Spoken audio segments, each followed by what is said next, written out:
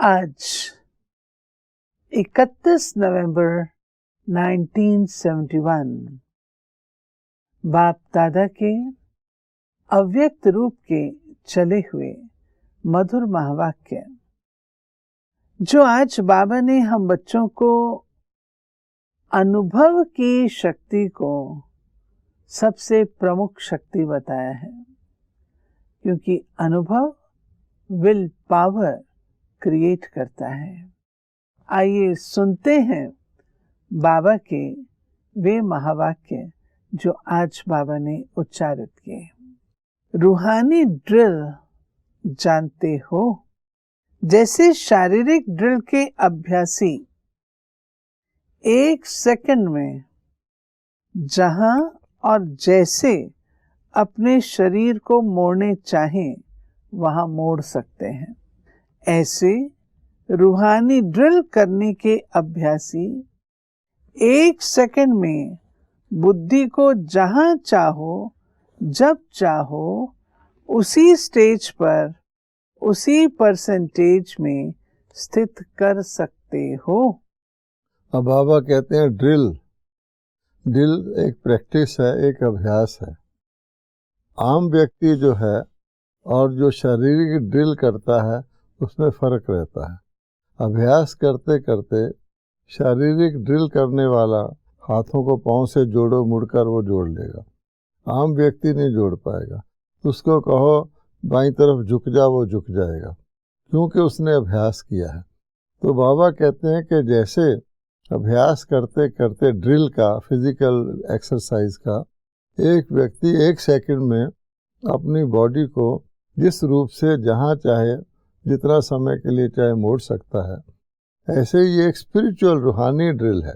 जैसे बाबा कहते हैं एक जिस्मानी यात्रा है जो भगत लोग जाके तीर्थ स्थानों पे करते हैं, और हमारी रूहानी यात्रा है, क्योंकि आत्मा जो है वो अनेक लोकों पर बुद्धि से जाती है। उसके लिए फिर बाबा कहते हैं ड्रिल है। यात्री साधारण रूप से चलते हैं, जो ड्रिल किया हुआ होता है वो 1 सेकंड में पहुंच सकता है। तो बाबा कहते हैं अपनी स्पीड को तेज करने के लिए हमें रूहानी ड्रिल करनी है। तो रूहानी ड्रिल का सार क्या है कि 1 सेकंड में अपनी बुद्धि को जहाँ चाहें जब चाहें लगा सकें, जितना समय तक चाहें उतना लगा सकें, जितनी परसेंटेज में लगाना चाहें लगा सकें, जिस स्टेज में लगाना चाहें लगा सकें। तो ये रूहानी ड्रिल है। बाबा कहते हैं ऐसा अभ्यास किया है। ऐसे एवर रेडी रूहानी मिलिट्री बने हो। मिलिट्री वाले ड्रिल करते हैं ना, सिविलियन तो नहीं करते। आप देखेंगे मिलिट्री वाले जो होते हैं, जब वो उनका परेड होता है, कितने भी लोग हों, जब एक का दायां पैर आगे जाएगा सबका ऐसे जाएगा, उसका फोटो तो लगेगा जैसे एकदम एक जैसा है। तो बाबा कहते हैं ऐसे ही तुम रूहानी मिलिट्री बने हो। अभी अभी ऑर्डर हो अपने संपूर्ण निराकारी, निरंकारी, निर्विकारी स्टेज पर स्थित हो जाओ। तो क्या स्थित हो सकते हो? तो ड्रिल का बाबा ने बताया है रिजल्ट होना चाहिए एवर रेडी। वो तो 1 सेकंड में कहते हैं कि 1 सेकंड में बाबा ऑर्डर करे। ये हमारी 3 स्टेजेस लास्ट हैं, जो ब्रह्मा बाबा ने अव्यक्त होने पर हमको लास्ट मैसेज दिया था कि इन स्टेजेस को धारण करना है। निराकारी अर्थात प्योर आत्म स्वरूप, परम धाम के निवासी। फिर निरहंकारी अर्थात फरिश्ता का शरीर नहीं होता, मैं नहीं होता तो अहंकार नहीं होता। फिर निर्विकारी अर्थात ब्राह्मण रूप में इस साकार में लोक में रहते हुए सभी विकारों से परे आत्मस्थिति या फरिश्ता स्थिति में रहना। तो बाबा कहते तीनों तुम्हारी बुद्धि में है। अगर 1 सेकंड में ऑर्डर करें तो हो सकता उस वक़्त कोई आत्मा साकार लोक में है, उस वक़्त कोई आत्मा अभ्यास करके फरिश्ता लोक में बैठी है, कोई निराकारी का अभ्यास कर रही है। तो स्टॉप कहें तो वहीं स्टॉप हो सके। अपनी उस स्थिति में एवर रेडी होकर स्थित हो सकते हो या टाइम लगेगा। इसमें 2 बातें आ रही हैं। एक बाबा ने कहा कि जिस स्थिति में चाहो, हाँ, और दूसरा बाबा जो अटेंशन दिला रहे हैं वो है 1 सेकंड में। Ever ready. 1 सेकंड में आपको उस स्थिति में आना है। सारा इस मुरली का सार ही 1 सेकंड है। तो बाबा कहते हैं कि फाइनल स्टेज में 1 सेकंड में हार जीत होगी, 1 सेकंड में यस नो होगा। इसलिए बाबा कहते हैं उस 1 सेकंड की स्थिति को ऐसा बनाना है, अंत का तो पता नहीं किस समय अंत आ जाए, उस समय आपकी स्थिति आपको विजय प्राप्त कराने वाली हो। बाबा कहते हैं वह साकार शरीर साकारी सृष्टि विकारी संकल्प न चाहते हुए भी अपनी तरफ आकर्षित करेंगे। उसी सेकंड में हाँ। आपको कहा जाए कि निराकारी निरंकारी निर्विकारी स्थिति में स्थित हो, और उस समय आपको ये साकार सृष्टि की चीजें अपनी ओर आकर्षित करेंगी, तो निशाना नहीं लगेगा ना। इस देह की आकर्षण से परे 1 सेकंड में हो सकते हो। हार और जीत का आधार 1 सेकंड होता है, तो 1 सेकंड की बाजी जीत सकते हो। ऐसे विजयी अपने आप को समझते हो, ऐसे सर्व शक्तियों के संपत्तिवान अपने को समझते हो। वहाँ अभी तक संपूर्ण संपत्तिवान बनना है, क्योंकि फिर निशाना नहीं लगेगा, आकर्षण इधर हो जाएगा, अटेंशन दो तरफ बट जाएगा। दाता के बच्चे सदा सर्व संपत्तिवान होते हैं, ऐसे अपने को समझते हो। वह अभी तक 63 जन्मों के भक्तपन व भिखारीपन के संस्कार कब इमर्ज होते हैं। बाप की मदद चाहिए, आशीर्वाद चाहिए, सहयोग चाहिए, शक्ति चाहिए। चाहिए चाहिए तो नहीं है। चाहिए शब्द दाता, विधाता, वरदाता बच्चों के आगे शोभता है। अभी तो विधाता और वरदाता बनकर विश्व की हर आत्मा को कुछ न कुछ दान व वरदान देना है। अब देखिए, बाबा ने हमें बताया है कि फाइनल स्टेज क्या है। ये फाइनल स्टेज में आपको एकदम विदेही बनना है, इस दुनिया से न्यारा हो जाना है। उसके लिए बाबा कहता है बात 1 सेकंड की है। जब वो घड़ी आए उस समय आप, उस समय के लिए आप हर वक्त तैयार हो कि कभी भी वो घड़ी आए तो हम अशरीरी बन के अपनी निराकारी निरंकारी निर्विकारी स्थिति को करें, या भी अभी उसकी तैयारी कर रहे हो। तो फिर बाबा ने कहा निशानी क्या है कि आप कंप्लीट हो गए हो या तैयारी कर रहे हो। तब बाबा ने कहा कि दाता के बच्चे हैं, तो दाता के बच्चों के अंदर लेने की इच्छा तो नहीं होगी, क्योंकि दाता के बच्चे हैं, देने वाले हैं। तो आप इस वक्त आपकी स्टेज ये है कि भाग्य विधाता और दाता इस रूप में, या तो भाग्य बनाने वाले अर्थात जीवन मुक्ति देने वाले, सदगति देने वाले, या दाता मुक्ति देने वाले। तो दाता और भाग्य विधाता के बच्चे, आपका तो ये काम है कि जो आत्मा है उसको कुछ दो। लेकिन अगर अभी भी वो भक्ति मार्ग के जो संस्कार हैं भगवान से मांगने के, चाहे रॉयल रूप से मांगो, हे परमात्मा मदद करो, कोई शक्ति दो, कई 4 बातें बाबा ने बताई हैं, मदद करो, शक्ति करो, सहयोग दो, क्या कुछ फिर चाहिए मदद चाहिए, आशीर्वाद चाहिए, सहयोग चाहिए, शक्ति चाहिए, यानी आशीर्वाद दो। तो बाबा कहते हैं ये चाहिए का मतलब है कि जो विधाता के बच्चे और दाता के बच्चे जिसको दूसरों को देना चाहिए, अगर अपने अंदर ये इच्छा है तो फिर क्या मतलब हुआ कि अभी वो स्टेज नहीं आई। बाबा कहते क्या ये शोभा देता है? आप बच्चों को तो विधाता वरदाता बनकर विश्व की हर आत्मा को कुछ ना कुछ दान और वरदान देना है। ये चाहिए का संकल्प अभी तक करना है। दाता के बच्चे सर्व शक्तियों से संपन्न होते हैं। यही संपन्न स्थिति संपूर्ण स्थिति को समीप लाती है। अपने को विश्व के अंदर सर्व आत्माओं से न्यारे और बाप के प्यारे विशेष आत्माएं समझते हो। यदि देखा जाए तो सारे विश्व की आत्मा एक तरफ है। क्यों? कि उनका परमात्मा से प्यार नहीं है, उसकी रचना से प्यार है। तो बाबा ने दो बातें बताई हुई हैं, सबसे न्यारे और परमात्मा को प्यारे। सबको प्यारे और तो परमात्मा न्यारा, क्योंकि परमात्मा से कनेक्शन ही नहीं है।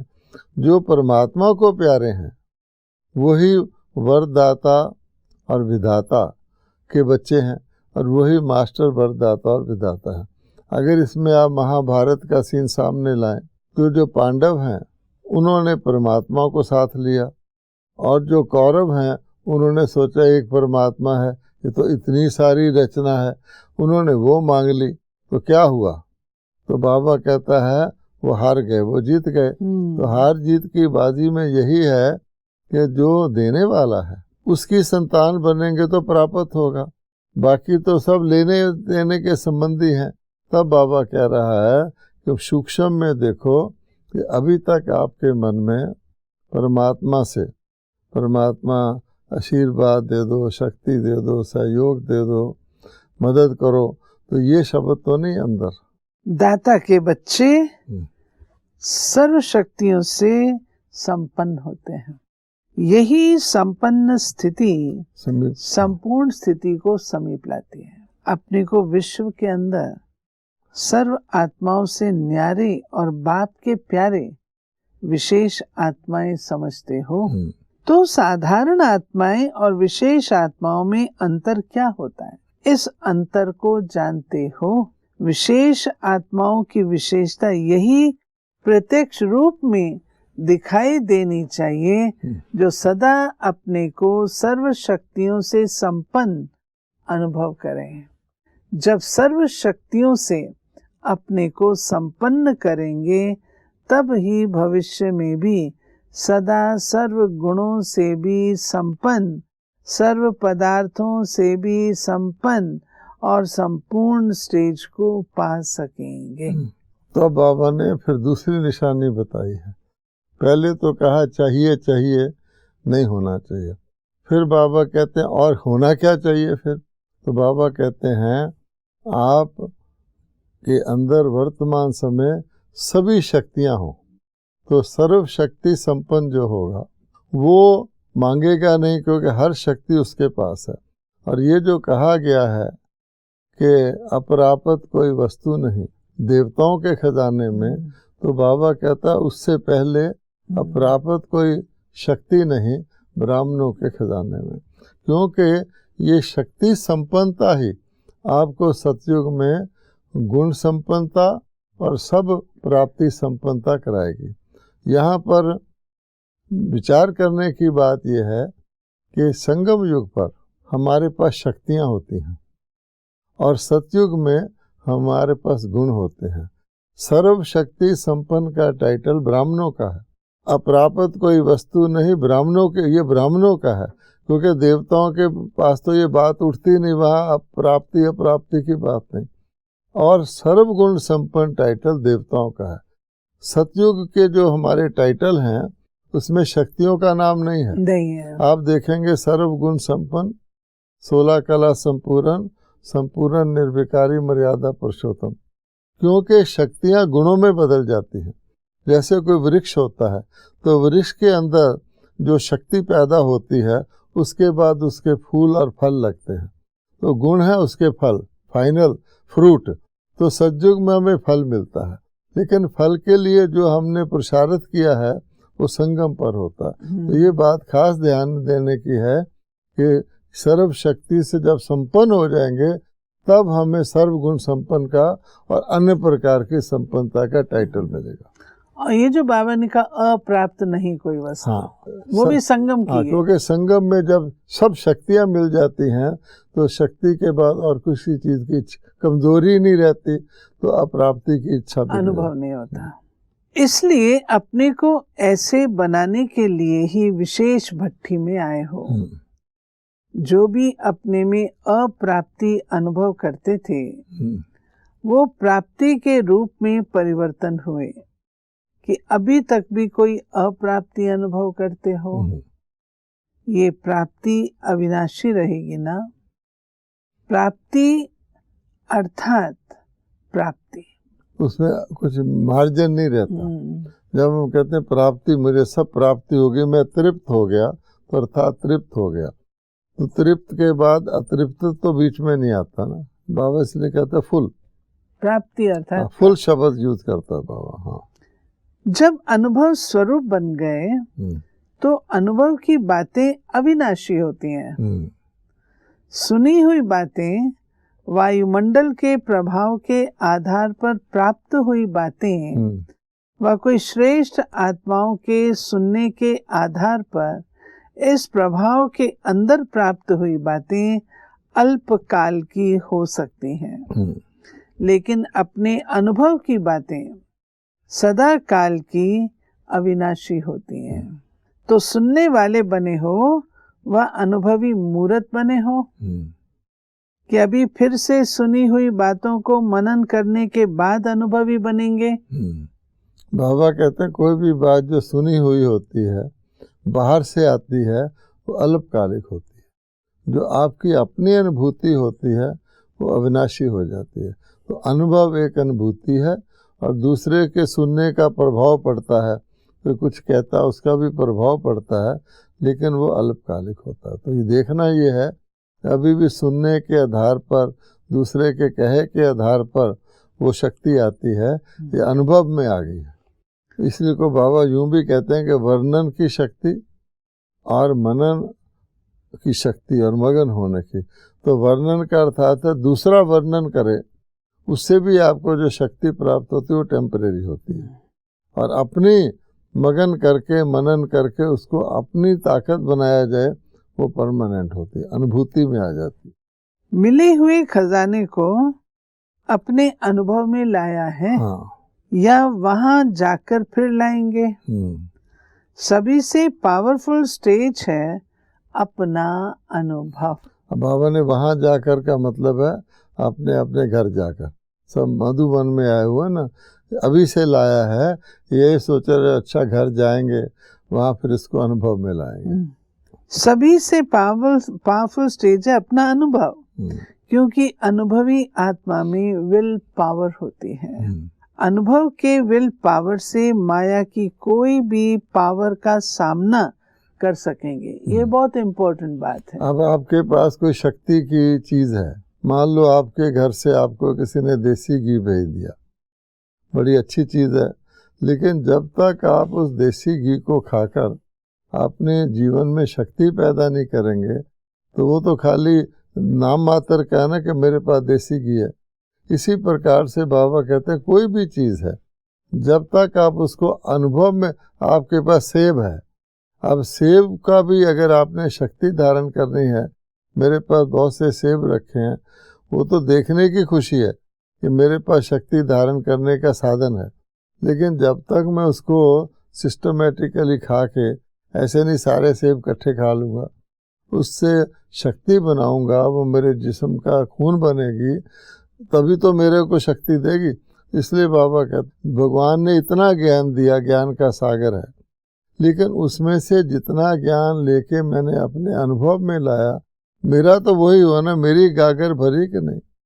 भगवान ज्ञान का सागर है, लेकिन फिर भी खाली मेरी गागर है, तो फिर मैंने तो खाली उसको धारण तो नहीं किया ना। गगरी में धारण करेंगे अर्थात बुद्धि में धारण करेंगे, जीवन में धारण करेंगे, तभी तो है ना। दुनिया में भी कहा जाता है, क्योंकि कभी भी अपनी बात से आपको कहीं का कहीं ले जाता है, लेकिन जहाँ न पहुँचे कभी, वहाँ पहुँचे अनुभव। बाबा ने ये अनुभव और विल पावर को कनेक्ट किया है। हाँ, क्योंकि अनुभव अपनी चीज़ है, तो अपनी चीज़ का कॉन्फिडेंस जिसको कहते हैं ना। मैं डांस करना सीखना चाहता हूँ, मैं सीखते सीखते ड्रिल करते करते अच्छी तरह डांसर बन जाता। अब मुझे कॉन्फिडेंस है कि मैं किसी को भी अपना डांस दिखाऊंगा तो लोग उसकी तारीफ करेंगे और मुझे खुशी होगी। अगर मैं अनुभवी नहीं हूँ डांस का, कोई मुझे कह दे ऐसे जाके ऐसे ऐसे करना, तो लोग हंसी उड़ा देंगे। इसलिए बाबा कहता है कि विल पावर यानी कॉन्फिडेंस जो है, क्योंकि व्यक्ति का विल पावर ही काम करती है दुनिया के अंदर। बाबा कह रहे हैं और वही अनुभव से फिर हम माया का सामना भी कर सकते हैं। जिसमें विल पावर होती है वो सहज ही सर्व बातों का, सर्व समस्याओं का सामना भी कर सकते हैं और सर्व आत्माओं को सदा संतुष्ट भी कर सकते हैं। तो सामना करने की शक्ति से सर्व को संतुष्ट करने की शक्ति अपने अनुभव की विल पावर से सहज प्राप्त हो जाती है। जैसे कोई डॉक्टर है, अब डॉक्टर ऑपरेशन करते करते अनुभवी हो गया, तो उसको कॉन्फिडेंस रहता ना, और वो किसी भी रोगी का संतुष्ट कर सकता है कि श्योरली मैं तुम्हारा ऑपरेशन करके तुम्हें ठीक कर दूंगा, और वो कर देता है, तो रोगी भी संतुष्ट हो जाता है। ये तो स्थूल एग्जाम्पल है। इसी प्रकार से हम आध्यात्मिक डॉक्टर हैं। कई आत्मा को कई प्रकार के रोग हैं, किसी को डिप्रेशन है, किसी को कुछ है, किसी को गम है, दुख है। तो बाबा कहते हैं अगर तुम अनुभवी हो उन चीज़ों को दूर करने के, तो तुम उनको दूर करते उसको संतुष्टि होगी कि नहीं होगी। बाबा कहता है तुम्हारा काम ही है, जो आत्मा शांति मांगती है उसको शांति देना, जो खुशी मांगती है उसको खुशी देना, जो शक्ति मांगती है उसको शक्ति देना। तो आपको विल पावर होगी, मैं दे सकता हूँ। अगर मैं खुद ही खुशी का अभिलाषी हूँ, खुद ही मेरे में शक्ति नहीं है, तो मैं खुद ही अशांत रहता हूँ, तो दूसरे को नहीं दे सकता ना। अनुभव होगा, धारण किया हुआ होगा तो दे सकता हूँ ना।